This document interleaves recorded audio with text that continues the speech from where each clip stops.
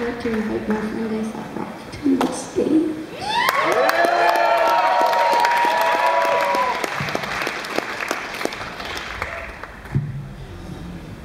Yes. This must be the weirdest movie you guys have ever seen, huh?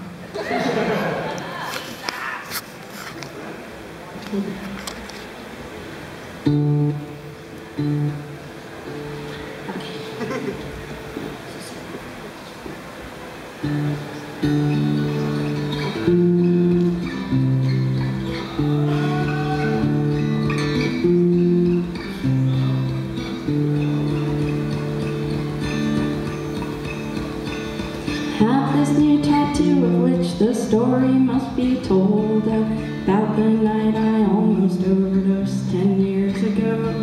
I woke up in the hospital with skin clammy and cold, with tubes in my urethra, down my throat and up my nose. My friends and the doctors were all shocked I wasn't dead. That's when Katrina looked at me. This is what she said: walk like thunder. Walk like thunder. Walk like thunder. Walk like thunder.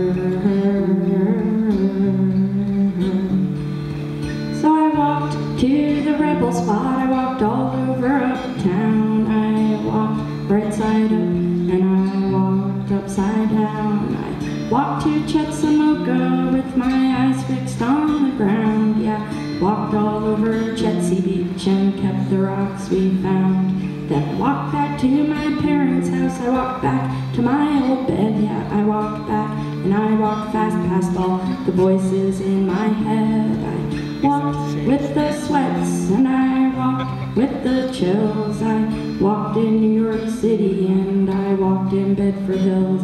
I walked into open mic nights and I walked into the rooms. I walked feeling optimistic and I walked feeling doomed. I walked with some mama's boys and I walked with some punks. I walked dressed up like a rabbit. I walked dressed up like a skunk. I walked with some givers and I walked with some leeches. I walked all by myself and I walked with the moldy peaches. I walked all over the world so I could sing my songs to you and to your most desperate emails. I'd say this is what I do. I walk like thunder.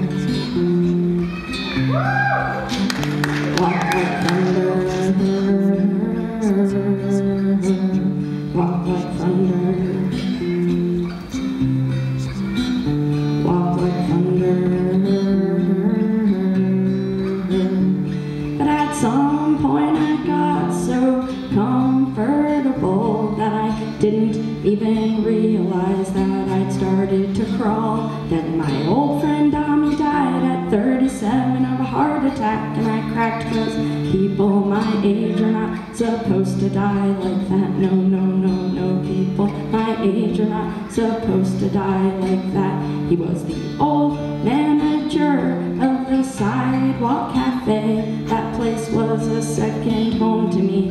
It's where I learned to play, and his personality really helped create a space where a bunch of honest misfits could all gather and feel safe. He was a cynic, a supporter, he was crazy, he was queer. He'd either yell out, cut the bullshit, or he'd say, I'm glad you're here. And it was always such an honor to have Ami on my side. That's why it hit me like a Mack truck when I found out that he died. Yeah, it hit me like a Mack truck when I found out that he died. Then enter Alex, 33 years old, so sick with the cancer and trapped inside a body that betrayed his real gender. We all hoped and prayed that he would go into remission long enough, just long enough to complete his transition. He said, Kimya, did you know 11teen's my favorite song? I said, then get your ass on stage right now,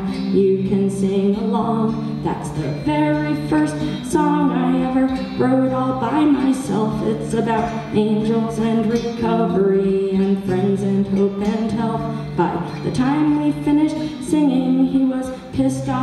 was scared. He said, I lost my home, my lover, my insurance, and my hair. And now I'm about to lose you too, my new friend. I looked into those big blue eyes and said, we'll meet again. Yeah, I looked into his sad blue eyes and said, we'll meet again. Then I got the phone call from Melissa. She told me he was dying. By the time I got to his bedside, we were both already flying. We held hands and we sang songs, tried to be strong, floated around while I cursed the skin that he was in for all the ways it had let him down. Yeah, I cursed the skin that he was in for all the ways it had let him down. But at the same time, I was taking my own body for granted.